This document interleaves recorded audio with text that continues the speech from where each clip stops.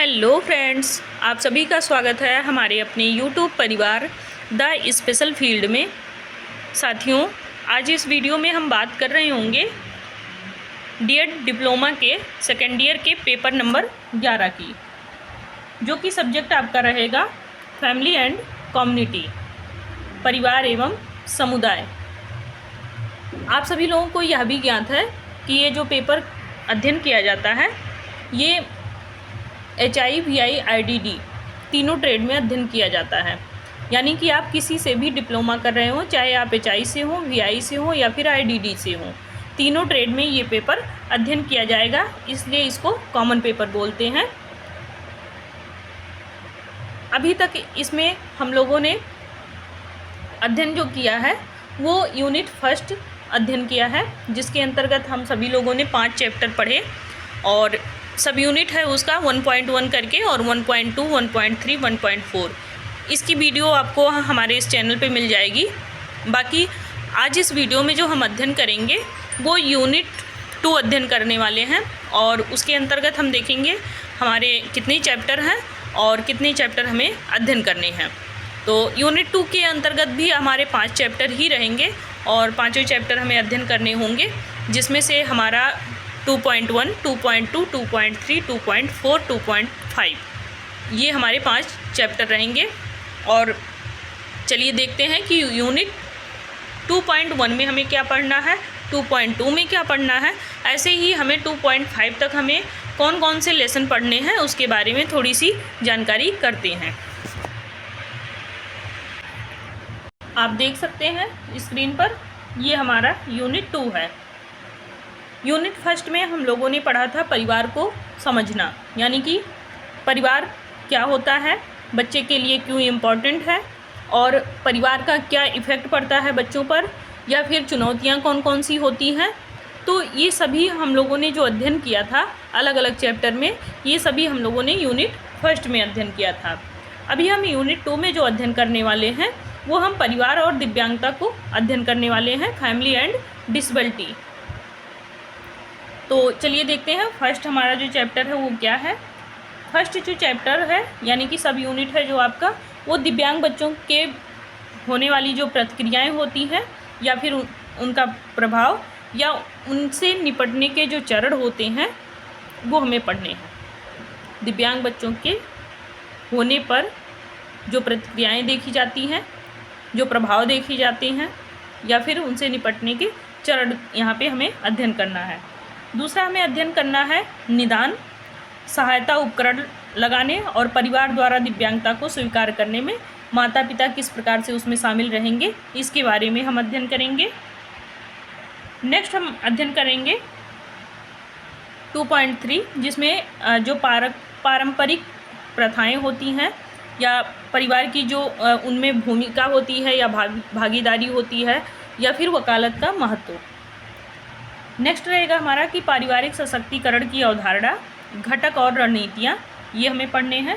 अगला हमें इंटरवेंशन और प्रथाओं के लिए साझेदारी, ये सभी इसमें हमें अध्ययन करने होंगे। तो चलिए हम जो हमारा फर्स्ट चैप्टर है ये हम अध्ययन करते हैं।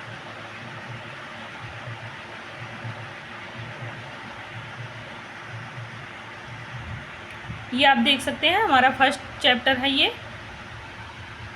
यही हमने अभी देखा है कि दिव्यांग बच्चों के होने पर कौन सी प्रतिक्रियाएं होती हैं, प्रभाव क्या है और उनके निपटने के कौन कौन से उपाय हैं या चरण हैं, इन सब के बारे में हम जानेंगे।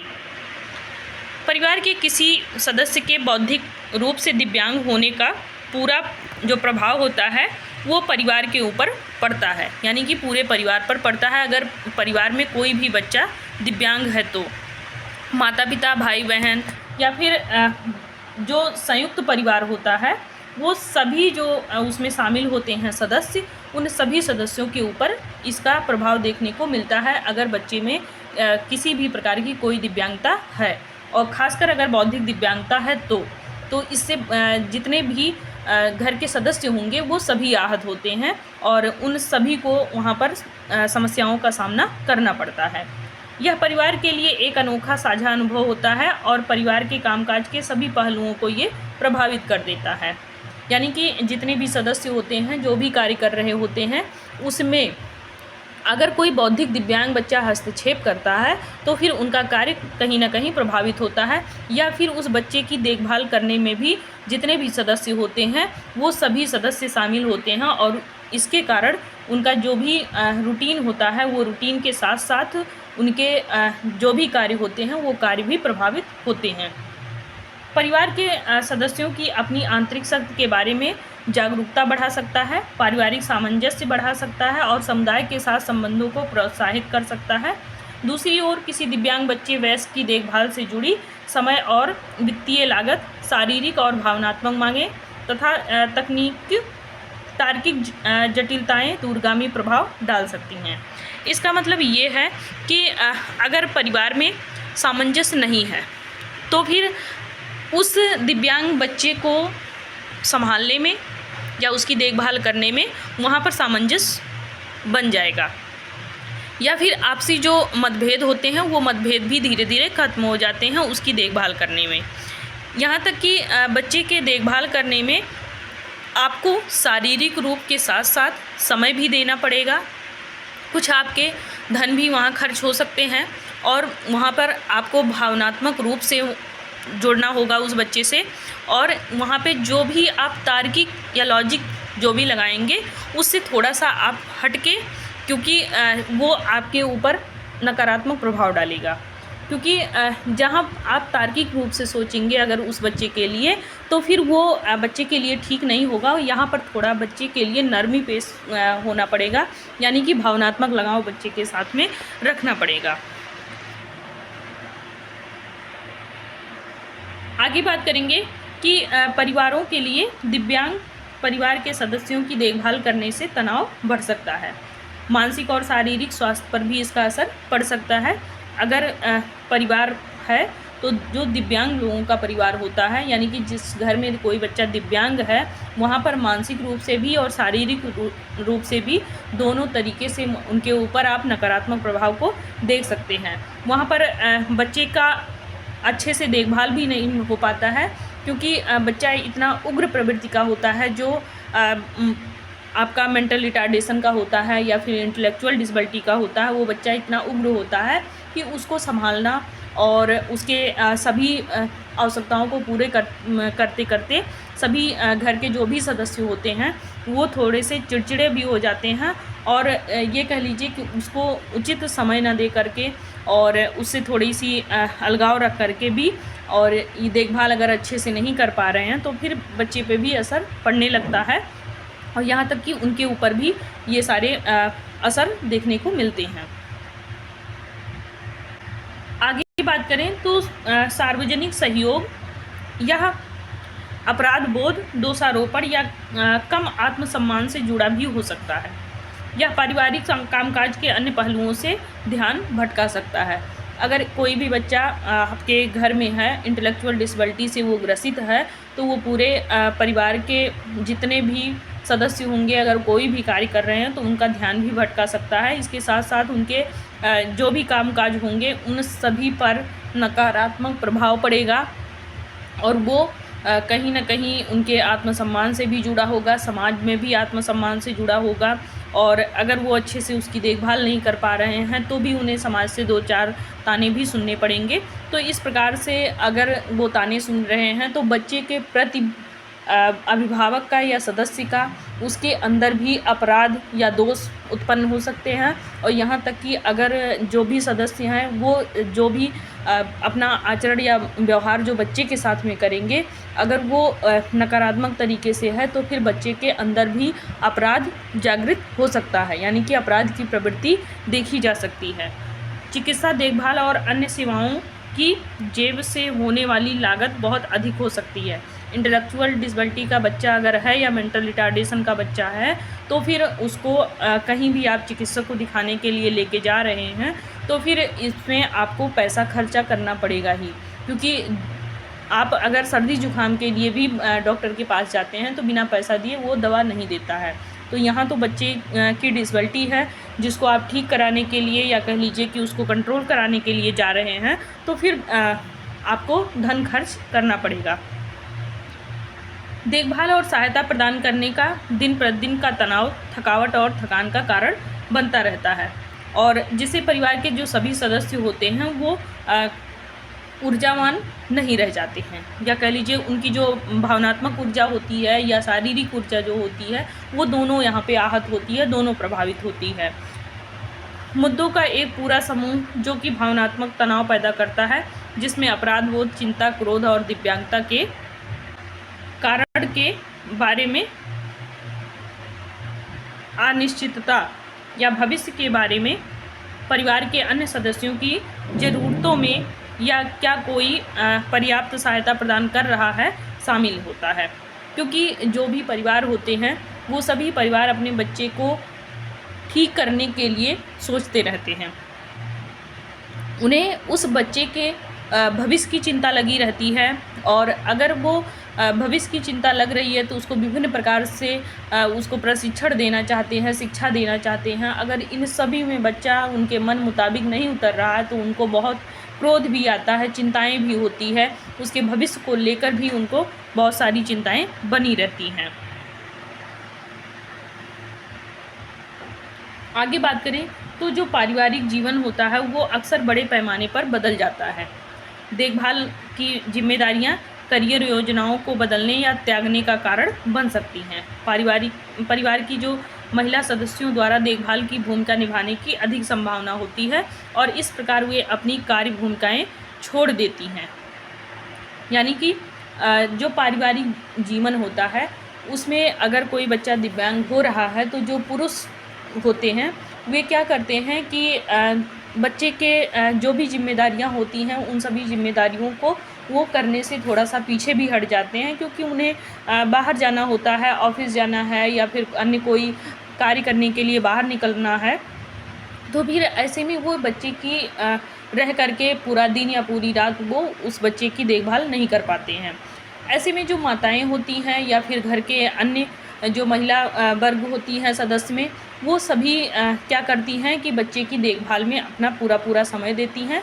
इसके साथ साथ वो बहुत सारे अपने कार्यों को त्याग भी देती हैं कि बच्चे को देखना है या फिर बच्चे को इस डिसेबिलिटी से बचाना है, तो फिर अपने सभी कार्यों को वो पीछे छोड़ देती हैं और उस बच्चे की देखभाल करने के लिए भी लग जाती हैं। ऐसे में क्या होता है कि वे बच्चे की देखभाल करते करते अपने आप को भी भूल जाती हैं, शारीरिक तौर पर भी, मानसिक तौर पर भी और आर्थिक तौर पे भी वो कमज़ोर होती चली जाती हैं। ऐसा नकारात्मक प्रभाव उनके ऊपर पड़ता जाता है। पुरुष जात जो होते हैं वे समाज में काम के बदले पैसा कमाने के लिए सक्षम हो जाते हैं। इस वजह से वो बच्चे की देखभाल नहीं कर पाते हैं। यानी कि रात में अगर वो आ रहे हैं, थके हारे आ रहे हैं, तो बच्चे को नहीं देख पाएंगे। और जब दिव्यांगता अतिरिक्त वित्तीय बोझ पर विचार किया जाता है तो परिवारों के लिए भूमिका जिम्मेदारियों को विभाजित करने का यह सबसे प्रभावी तरीका होता है। यानी कि बच्चे की अगर हमें चिकित्सक को दिखाना है बच्चे को, तो फिर इसके लिए धन खर्च भी होगा, और धन खर्च अगर हो रहा है तो फिर वहाँ पर कार्य करना ही मजबूरन कह लीजिए कि अगर कार्य नहीं कर रहे हैं, पैसा नहीं मिलेगा तो बच्चे को दिखाएंगे कैसे।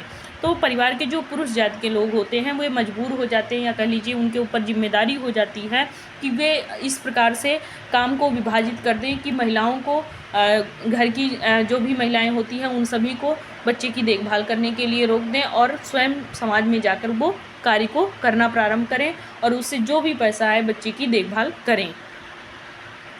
आगे बात करें तो परिवार के सदस्यों के बीच में अनबन देखने को भी मिलता है, क्योंकि इसमें क्या होता है कि लोग अलग थलग हो जाते हैं और वे जो भी अपनी जिम्मेदारियां होती हैं उस जिम्मेदारियों से थोड़ा सा यहाँ पे पीछे हटने लगते हैं। और दिव्यांग व्यक्ति के साथ भी यहाँ पे अगर देखा जाए तो वे अपने जो भी कर्तव्य होते हैं उस कर्तव्य को करने से पीछे रहते हैं हमेशा, क्योंकि अगर उनके मन में ज़रा सा भी ये लग रहा है कि मेरा बच्चा नहीं है, ये तो घर के इस सदस्य का बच्चा है तो इसी को देखना चाहिए, मुझे नहीं देखना चाहिए, तो ऐसी स्थिति में क्या होता है कि घर में अलगाव की स्थिति भी बन जाता है।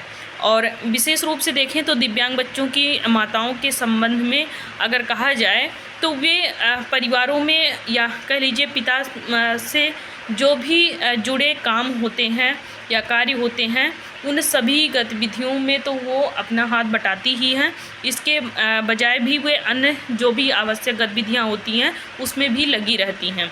और आमतौर पर जो वैवाहिक संघर्ष होता है इसमें वो ज़्यादा महत्वपूर्ण होता है, क्योंकि अगर नई नई शादी हुई है, अगर कोई बच्चा दिव्यांग है वहाँ पे, तो फिर उस बच्चे की देखभाल करना वहाँ पे और भी महत्वपूर्ण हो जाता है। अगर ऐसी घटनाएं भी कभी कभी देखने को मिल जाती हैं कि अगर नई नई शादी हो रही है और कोई बच्चा दिव्यांग हो गया, पहला ही बच्चा दिव्यांग है, तो फिर इससे वैवाहिक जीवन जो होता है वह भी तनाव में आ जाता है। यानी कि वहाँ पे तलाक भी देखने को मिल सकता है कि दोनों लोग पति पत्नी आपस में अलग भी हो सकते हैं। दिव्यांगता एक परिवार के समय, ऊर्जा और धन के संसाधनों का अनुपातहीन हिस्सा खा जाती है। यानी कि दिव्यांगता अगर परिवार में है तो वो फिर समय का भी यहाँ पे और ऊर्जा का भी, इसके साथ साथ धन को भी हानि पहुँचाता है। यानी कि परिवार के जो सदस्य होते हैं उनके जो समय होते हैं उस समय में भी उनको अन्य कार्य न करने के बजाय बल्कि बच्चे को देखभाल में शामिल होना पड़ता है। यानी कि जितने भी सदस्य होते हैं वे सभी शामिल होते हैं बच्चे की देखभाल में। तो इससे क्या होता है कि समय का भी नष्ट होता है, धन का भी नष्ट होता है, क्योंकि बच्चे को चिकित्सक से दिखाना ही है, और उनकी ऊर्जा भी नष्ट होती है। यानी कि भावनात्मक एनर्जी होती है जो, और उनकी जो शारीरिक एनर्जी होती है, दोनों लॉस होती है। अगर यहाँ पे धन की हानि हो रही है तो इससे क्या होता है कि परिवार में उनकी ज़रूरतें पूरी नहीं हो पाती हैं, चाहे वो सदस्य की हो, चाहे उस दिव्यांग बच्चे की ही हो। और अगर समय नष्ट हो रहा है, ऊर्जा नष्ट हो रही है, तो फिर उनमें आपसी मतभेद होने लगते हैं और आपस में वे एक दूसरे से व्यक्तिगत संपर्क भी नहीं कर पाते हैं, और पारिवारिक जो भी मतलब दिक्कतें आनी होती हैं वो सभी वहाँ पे देखने को मिलता है। यानी कि पारिवारिक स्थिति ये होती है कि वहाँ पर कोई भी एक सदस्य दूसरे सदस्य से बात करने में सक्षम नहीं हो पाता है। यानी कि उसके पास अगर समय ही नहीं है, देखभाल में ही बीत जा रहा है, तो फिर एक सदस्य दूसरे सदस्य से हालचाल, या फिर कह लीजिए कि एक सदस्य दूसरे सदस्य का देखभाल भी नहीं कर पाता है। परिवार की जो जीवन शैली होती है और अवकाश की जो गतिविधियाँ होती हैं वो भी बदल जाती हैं। यानी कि छुट्टी का पता नहीं चलता है। अगर आप बाहर कार्य कर रहे हैं और घर पर रह रहे हैं तो उस बच्चे के देखभाल में ही आपका सारा दिन बीत जाएगा और आपकी छुट्टी भी ख़त्म हो जाएगी, लेकिन आपको बोझिल सा ही लगेगा, आपको फ्रेश महसूस नहीं होगा, क्योंकि इसके साथ साथ फिर आपको अगले दिन जो सामाजिक भूमिकाएं होती हैं वो भी आपको निभानी होती हैं। लेकिन अगर आप फ्रेश नहीं महसूस कर रहे हैं, आप एक दिन जो छुट्टी का पा रहे हैं उसमें आप अच्छे से अपने आप को मेंटली प्रिपेयर नहीं कर पा रहे हैं, तो जो आपके सामाजिक कार्य यानी कि नौकरी हो रही है या फिर आप किसी भी प्रकार का व्यवसाय कर रहे हैं तो फिर वो प्रभावित होने लगते हैं। यहाँ पे यदि हम बात करें किसी मध्यम वर्ग के दिव्यांग वयस्कों की, तो बच्चों की भूमिका में बदलाव का अनुभव पाते हैं। यानी कि अगर वे समय पूरा दे रहे हैं, अपनी पूरी ऊर्जा लगाकर उस बच्चे के आवश्यकताओं को पूरा कर करके उसको प्रशिक्षण दे रहे हैं, उसको कुछ सिखाने का प्रयास कर रहे हैं, तो बच्चे में भी कुछ ना कुछ बदलाव देखने को पाते हैं। ऐसे बच्चे, ऐसा नहीं है कि वे बिल्कुल भी कुछ नहीं सीख पाते हैं, वो भी सीख लेते हैं, और वो भी थोड़ा बहुत कह लीजिए कि DLS जैसे है, उनको डेली लिविंग उन्हें थोड़ी बहुत सिखा सकते हैं। जैसे स्वयं से खाना खाना तो वे बहुत अच्छे से नहीं खा पाते हैं, लेकिन तब भी वो आपकी अनुपस्थिति में थोड़ा बहुत तो खा ही लेंगे अगर आप उनको प्रशिक्षण दे रहे हैं खाना खाने की, तो या फिर कपड़े पहनने की और छोटे छोटे एक्टिविटीज़ करने के, तो ये सब प्रशिक्षण देना होता है। तो इससे क्या होता है कि अगर आप उन्हें ये सारी चीज़ सिखाने का प्रयास कर रहे हैं तो बच्चे थोड़ा बहुत सीखते हैं, तो आप अनुभव भी करेंगे कि हाँ, मेरा बच्चा थोड़ा बहुत सीख रहा है। उनकी स्वयं की निर्भरता और पोषण संबंधी आवश्यकताओं की अपेक्षा की जा सकती है। उनसे कुछ वयस्क भूमिकाएं निभाने की अपेक्षा की जा सकती है, जैसे जैसे बच्चों की देखभाल करना, घरेलू काम करना, या शायद कुछ आय प्रदान करना। यानी कि जो भी मध्यम वर्ग के लोग होते हैं वे क्या करते हैं कि बाहर भी कार्य करते हैं, और कार्य करके ही जो उन्हें पैसा मिलता है उसी पैसे से वे अपने प्रतिदिन की दिनचर्या को आगे बढ़ाते हैं। तो उसमें क्या होता है कि जो बच्चे अगर दिव्यांग हैं तो फिर उनके देखभाल करने में या घरेलू कामकाज करने में या फिर कुछ और भी अगर उस आय बजट बढ़ रहा है तो इन सब में वे अपने संपूर्ण आर्थिक को ख़त्म कर देते हैं। यानी कि जो भी उन्होंने अर्थ या धन कमाया है वो सभी धन खर्च हो जाते हैं और यहाँ तक कि वे कर्ज में भी आ जाते हैं। क्योंकि मध्यम वर्ग का जो है वो इंटेलेक्चुअल डिसेबिलिटी से अगर ग्रसित है बच्चा तो उसके देखभाल अच्छे से अगर करना है तो फिर संपूर्ण रूप से नहीं कर पाएगा, क्योंकि महंगाई इतनी है और पैसे की यहाँ पर ज़्यादा ज़रूरत होती है इंटेलेक्चुअल बच्चे के पीछे, क्योंकि उसको अगर चिकित्सक बार बार आपको दिखाना ही पड़ेगा और बार बार कोई प्रशिक्षण आप सिखा रहे हैं, आप स्वयं नहीं आप जानते हैं उसको सिखाना, तो फिर यहाँ पर धन खर्च अधिक होता है। पुनर्गठन कार्य में परिवार के प्रयास कितने अच्छे हैं। अंततः परिवार की आयु उपयुक्त विकासात्मक आवश्यकताओं को समायोजित करने की क्षमता पर निर्भर करता है। यानी कि परिवार किस प्रकार से बच्चे का विकास कर सकता है ये बच्चे के परिवार पे ही डिपेंड होता है। जिन परिवारों में वयस्कों के बीच विभिन्न पारिवारिक भूमिकाएं निभाने में अधिक लचीलापन है वहाँ समायोजन बेहतर होने की संभावना है। जहाँ पर सभी परिवार के सदस्य अगर एक साथ मिलकर ये कार्य करना चाहें तो वहाँ पर ऐसा नहीं है कि बच्चा कुछ भी नहीं सीख पाएगा, वो डीएलएस भी सीख लेगा, कुछ प्रशिक्षण भी प्राप्त कर लेगा, थोड़ी बहुत शिक्षा भी ग्रहण कर लेगा वो।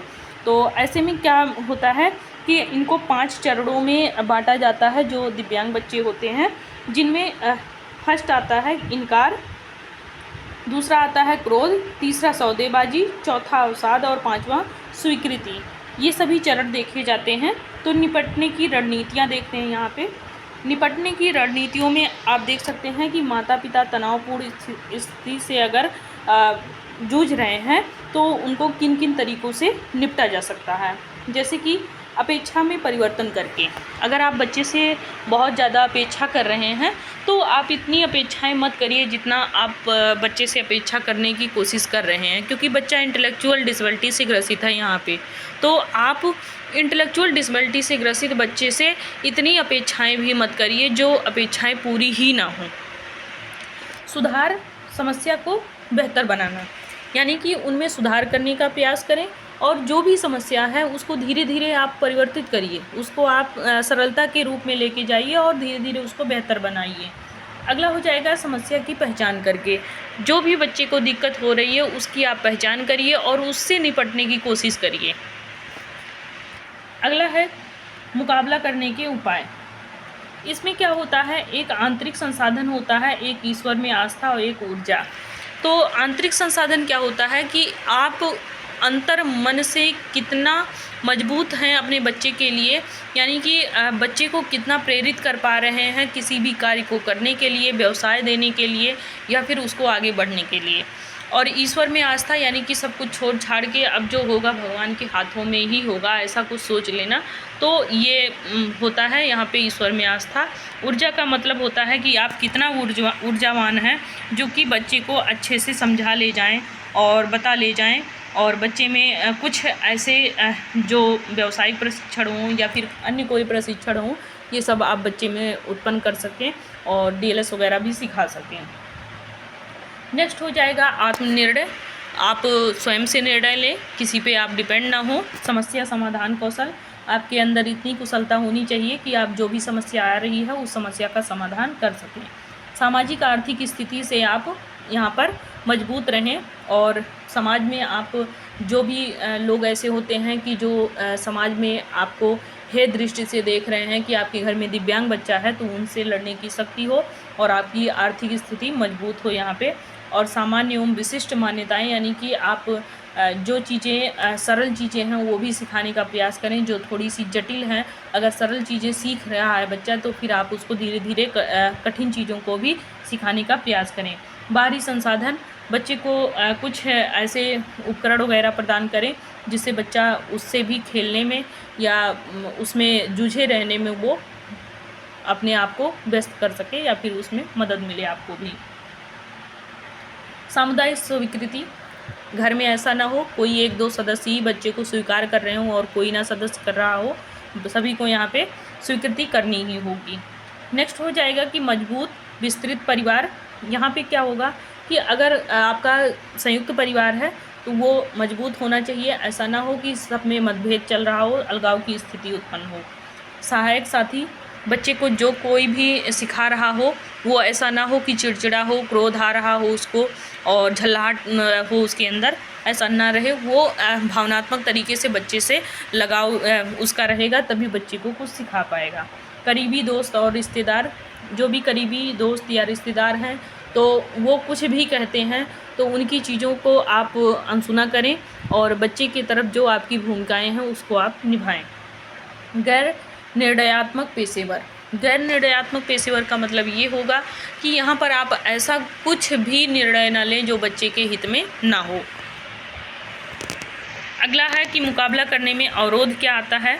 परिवार के जो सदस्य होते हैं वे शारीरिक रूप से अगर स्वस्थ हैं तो ठीक है, अगर उनकी स्वास्थ्य खराब हो रहा है तो फिर बच्चे पर असर पड़ेगा, क्योंकि बच्चे की देखभाल नहीं कर पाएंगे, बच्चे को वो किसी भी प्रकार से प्रशिक्षण नहीं दे पाएंगे तो फिर दिक्कत आएगी। अगला है पारिवारिक समस्या है किसी भी प्रकार की तो भी बच्चे को दिक्कत आएगी। समर्थन की हानि, बच्चे को समर्थन न कर पाएँ या स्वीकारता का अभाव हो, बच्चे को आप स्वीकार न कर रहे हों, परिवार में कोई भी ऐसा सदस्य हो जो बच्चे को स्वीकारता न हो, समाज के लोग भी ना स्वीकारें, रिश्तेदार जो हैं वो भी मुंह टेढ़े करें, दोस्त हैं आपसे मिलना ना पसंद करें या अन्य सहकर्मी जो भी हैं वे बच्चे को अगर स्वीकार नहीं कर रहे हैं तो फिर यहाँ पे दिक्कत आएगी। अगला है कि दूसरों और बाहरी लोगों के द्वारा अतिभोग, यानी कि बच्चे को अपनाना नहीं चाह रहे हैं तो दूसरों के द्वारा और जो समाज के लोग हैं वो सभी लोग एकदम बच्चे के पीछे ही पड़ जाएं ऐसे। और पेशेवरों द्वारा गुमराह करना, यानी कि जो भी सलाह देने वाला है अगर वो आपको गुमराह कर रहा है तो यहाँ ठीक नहीं है। वित्तीय बाधा, यानी कि अगर आपके पास धन हानि है और धन नहीं है आपके पास तो फिर आप बच्चे के अच्छे से चिकित्सक को नहीं दिखा सकते हैं या चिकित्सा उस लेवल जो उसका होगा वो नहीं अच्छा रहेगा। यहाँ पे जानकारी का अभाव हो, आपको कुछ पता ना हो कि बच्चे को कैसे क्या करना है और किस प्रकार उसके साथ में हमें रहना है या फिर किस प्रकार व्यवहार करना है, ये सारी चीज़ें। अगला है कि यहाँ पे गलतफहमी हो या फिर व्यवहार समस्या, आपको कोई चीज़ अगर नहीं पता है तो उसके बारे में आप बिल्कुल भी चिकित्सक से या फिर किसी व्यावसायिक से आप प्रशिक्षण लेकर ही उस बच्चे को दें, बिना जाने बिना माने उस चीज़ को ना करें। समाज में बहुत से ऐसे लोग हैं जो कि आपके बच्चे के बारे में बहुत कुछ बताएं तो आप बच्चे को लेकर कभी भी गलतफहमी ना पालें और जो आपका व्यवहार है वो बच्चे के लिए समस्या ना बने, या बच्चे का व्यवहार तो आपके लिए समस्या तो रहेगा ही। तो ऐसी स्थिति में आपको थोड़ा सा वहाँ पे नम होना पड़ेगा। तो ये था हमारा 2.1 जिसमें हम सभी लोगों ने जाना कि बच्चे के अंदर अगर डिसेबिलिटी है, यानी कि इंटेलेक्चुअल डिसेबिलिटी से अगर बच्चा ग्रसित है तो वो पूरे परिवार पर किस प्रकार से अपना प्रभाव डाल सकता है या परिवार के लोगों पर उसका प्रभाव कैसे पड़ेगा, और इससे निपटने के थोड़े से उपाय हम लोगों ने जाने। तो ये हम पूरा इसके बारे में डिटेल से आपको बताए हैं। यहाँ पे जहाँ कहीं भी समझ में नहीं आएगा आप लोग फिर से पूछिएगा। और जिस घर में भी इंटेलेक्चुअल डिसेबिलिटी का या मेंटल रिटार्डेशन का बच्चा होता है तो उस घर में जो भी सदस्य होते हैं वे काफ़ी परेशान हो जाते हैं उस बच्चे से, क्योंकि उसका जो कह लीजिए हरकतें होती हैं या जो उसका व्यवहार होता है वो बहुत ही समस्याप्रद होता है, यानी कि बहुत ही समस्यात्मक होता है। तो उससे निपटने के लिए जो भी सदस्य होते हैं वे काफ़ी शारीरिक रूप से भी और मानसिक रूप से भी पीड़ित होते हैं, क्योंकि शारीरिक रूप से इस तरीके से क्योंकि उसके पीछे लगे लगे उनका काफ़ी ऊर्जा खपत भी हो जाता है। और इसके साथ साथ जो बच्चे हाइपर कैटेगरी के होते हैं वे नुकसान भी पहुंचा सकते हैं सदस्यों को। तो ऐसे में क्या होता है कि वो शारीरिक रूप से हानि भी उनको आ सकती है, उन्हें चोट लग सकता है या फिर उनकी ऊर्जा या एनर्जी उनकी लॉस हो सकती है। और इसके साथ साथ धन हानि भी बहुत ज़्यादा यहाँ पे बना रहता है, क्योंकि इंटेलेक्चुअल डिसेबिलिटी का बच्चा जो है वो अगर घर में है तो जन्म से ही या फिर जन्म के बाद उसे अगर प्रॉब्लम हो रही है तो फिर वो हमेशा के लिए बना रहता है और उसकी हमेशा दवा करवानी पड़ेगी, तो चिकित्सक को दिखाना पड़ेगा, परामर्श लेना पड़ेगा, तो ऐसे में पैसा ज़्यादा खर्चा होता है। तो ये सभी आप लोगों ने जाना इस चैप्टर में। अगर कहीं भी समस्या आ रही है, कहीं समझने में समस्या है, आपको कोई चीज़ नहीं समझ में आ रहा, कोई शब्द नहीं समझ में आ रहा, तो वो चीज़ आप लोग कमेंट बॉक्स में ज़रूर डालें, उसको अच्छे से समझाया जाएगा। फ़िलहाल इस चैप्टर में इतना ही, और अगले चैप्टर में हम लोग मिलेंगे फिर। और अभी जो भी लोग वीडियो नहीं देखे हैं यूनिट फर्स्ट का, वो सभी लोग वीडियो वॉच कर लें, क्योंकि एक साथ आप सभी वीडियो नहीं देख पाएंगे। जब आपका पेपर आ जाएगा तो फिर आप वहाँ पे जो रिवीजन क्लासेस चलेंगी, फिर आप उसको रिवीजन कर लीजिएगा। अभी आप लोग जो भी लोग हैं कि अभी उन्होंने वीडियो नहीं देखा है, तो वो लोग ज़रूर वीडियो वॉच करें, इससे उन्हें काफ़ी कुछ सीखने को मिलेगा। तो चलिए, तब तक के लिए बहुत बहुत धन्यवाद। आप लोग खुश रहें, मस्त रहें, स्वस्थ रहें, और अगले इसी तरीके से किसी भी वीडियो में हम लोग फिर से मिलें। तो बाय बाय, टेक केयर।